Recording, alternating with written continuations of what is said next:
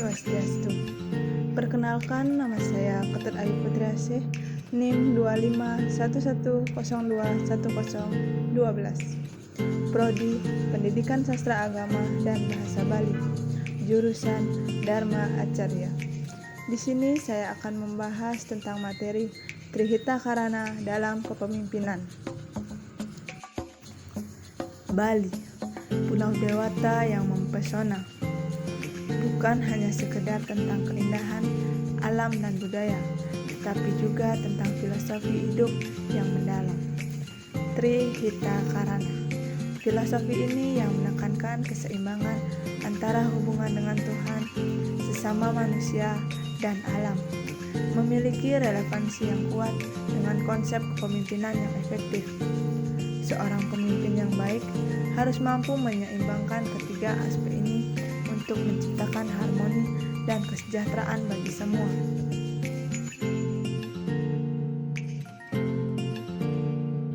Trihita Karana. 3 penyebab kesejahteraan adalah landasan filosofi yang membimbing masyarakat Bali dalam menjaga keseimbangan antara 3 aspek penting kehidupan. Yang pertama, hubungan dengan Tuhan atau perahyangan. Yang kedua, hubungan dengan sesama manusia atau pawongan.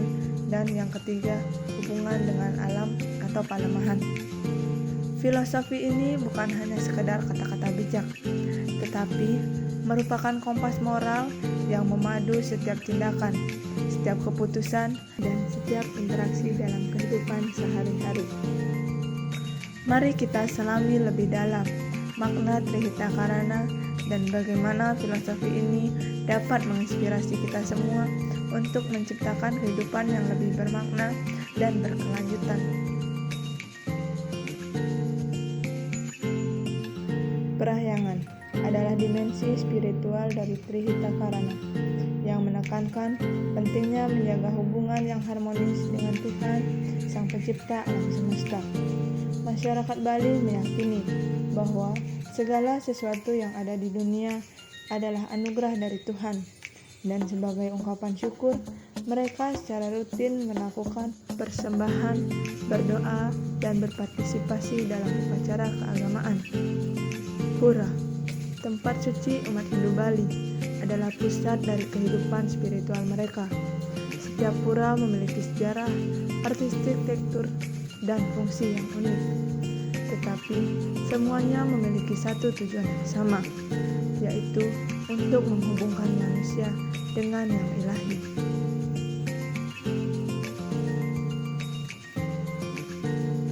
Contohnya yaitu Pura Besakih, pura terbesar dan terpenting di Bali, terletak di lereng Gunung Agung. Pura ini merupakan kompleks yang terdiri dari banyak pura kecil, masing-masing dengan fungsi dan sejarahnya tersendiri. Di sini, umat Hindu Bali datang untuk berdoa, melakukan persembahan, dan merayakan hari-hari suci. Upacara-upacara di Bali bukan hanya sekedar ritual, tetapi juga merupakan ekspresi seni, budaya, dan kebersamaan. Bali yang dikenal dengan musik gamelan yang khas, tari-tarian yang sakral yang memukau, dan aroma dupa yang menenangkan, menciptakan suasana yang magis dan mendalam. Misalnya tari pendek, tari penyambutan yang sering dipentaskan dalam upacara keagamaan, adalah ucapan syukur dan penghormatan kepada para dewa. Melalui perahyangan, masyarakat Bali belajar untuk merenungkan makna kehidupan, mencari kedamaian batin, dan memperkuat iman mereka. Lebih dari itu, perahyangan mengajarkan kita tentang pentingnya kerendahan hati, rasa syukur, dan kesadaran dalam diri kita bahwa kita adalah bagian dari sesuatu yang lebih besar dari diri kita sendiri. Dalam konteks modern, perahyangan dapat diartikan sebagai upaya untuk menjaga spiritual kita, mencari makna dalam hidup, dan terhubung dengan nilai-nilai yang lebih tinggi.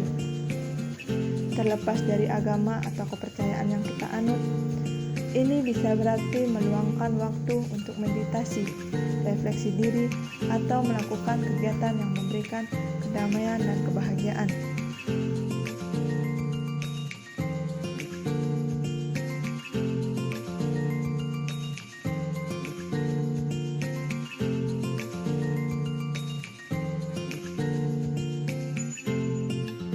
Yang kedua yaitu pawongan, adalah dimensi sosial dari Trihitakarana yang menekankan pentingnya membangun hubungan yang harmonis dengan sesama manusia.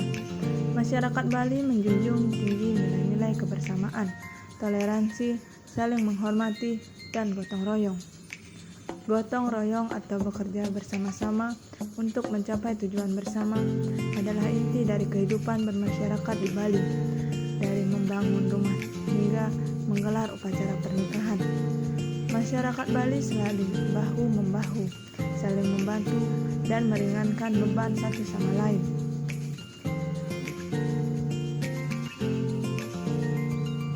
Contohnya, saat membangun rumah, seluruh warga desa akan datang membantu, mulai dari menyiapkan bahan bangunan hingga mendirikan struktur rumah. Semangat gotong royong ini tidak hanya meringankan beban pemilik rumah, tetapi juga mempererat tali persaudaraan antar warga. Selain gotong royong, komunikasi yang baik, saling pengertian, dan kemampuan untuk menyelesaikan konflik secara damai juga merupakan aspek penting dari pawongan.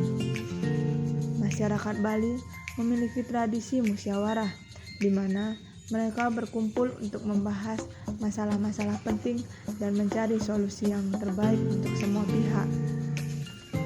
Pawongan mengajarkan kita tentang pentingnya empati, mendengarkan orang lain, dan menghargai perbedaan pendapat.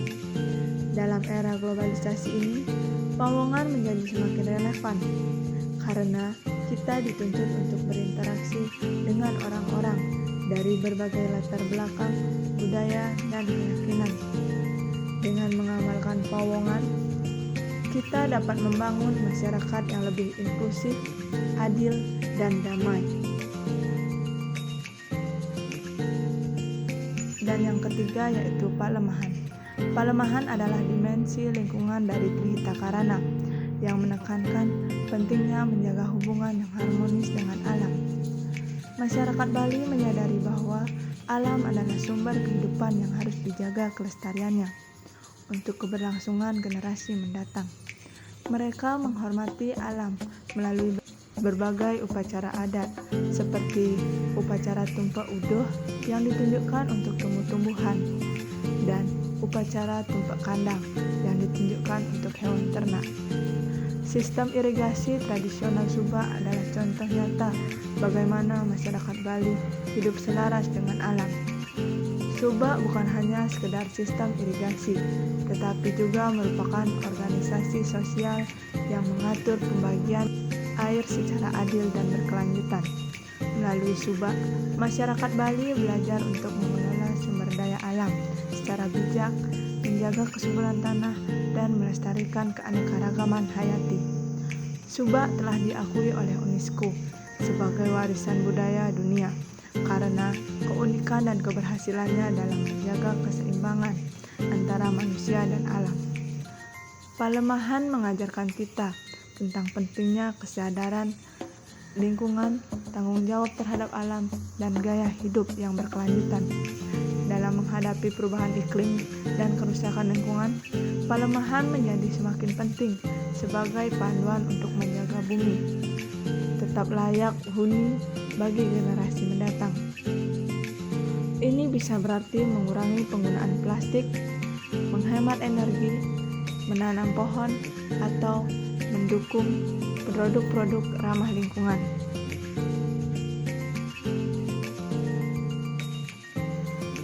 Trihitakarana bukan hanya sekedar filosofi kuno, tetapi juga memiliki relevansi yang besar di era modern ini. Nilai-nilai Trihitakarana dapat diterapkan dalam berbagai aspek kehidupan, termasuk bisnis, pendidikan, dan pariwisata. Bisnis yang berlandaskan Trihitakarana akan berorientasi pada keuntungan yang berkelanjutan dengan memperhatikan dampak sosial dan lingkungan. Contohnya, bisnis yang menggunakan bahan baku lokal, memperdayakan masyarakat setempat, dan mengurangi emisi karbon. Pendidikan yang berlandaskan Trihita Karana akan menghasilkan generasi muda yang cerdas, berkarakter, dan peduli terhadap lingkungan. Contohnya, sekolah yang mengajarkan tentang nilai-nilai budaya Bali, pentingnya menjaga alam, dan keterampilan hidup yang berkelanjutan. Pariwisata yang berlandaskan Trihita Karana akan menghormati budaya lokal, menjaga kelestarian alam, dan memberikan manfaat ekonomi bagi masyarakat setempat. Contohnya, homestay yang dikelola oleh masyarakat lokal dan bertanggung jawab terhadap lingkungan, dan souvenir yang dibuat dari bahan-bahan alami. Trihita Karana adalah warisan berharga dari masyarakat Bali yang dapat menginspirasi kita semua untuk menciptakan kehidupan yang lebih bermakna, harmonis, dan berkelanjutan. Dengan menjaga keseimbangan antara hubungan kita dengan Tuhan, sesama manusia, dan alam, kita dapat mencapai kebahagiaan sejati dan memberikan kontribusi positif bagi dunia. Mari kita jadikan Trihita Karana sebagai panduan dalam setiap langkah kita, dan bersama-sama kita ciptakan masa depan yang lebih baik untuk semua.